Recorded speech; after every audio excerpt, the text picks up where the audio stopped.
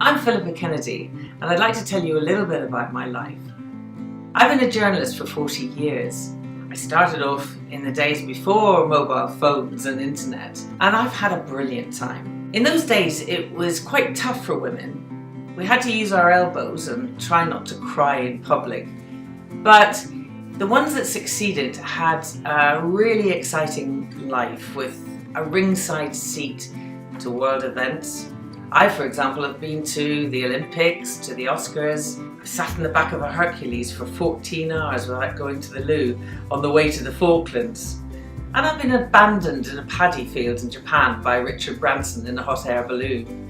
I've interviewed film stars like Glenn Close and Antonio Banderas. And I've interviewed ordinary people about extraordinary things that happen in their lives. What's fantastic about it is getting them to talk about things that they didn't expect to talk about.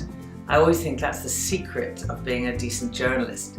I've been a reporter, I've been a news editor, I've been a features editor and columnist. I enjoyed that probably more than anything, and it opened doors for me on television and radio. I used to do a show called Headliners, which was a bit like a question of sport.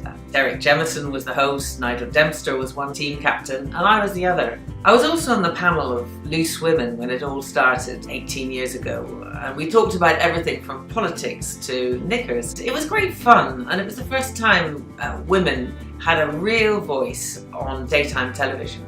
Fleet Street was a tough old world, and it's not for everybody, but it was for me. And I'd like to share some of my experiences with you.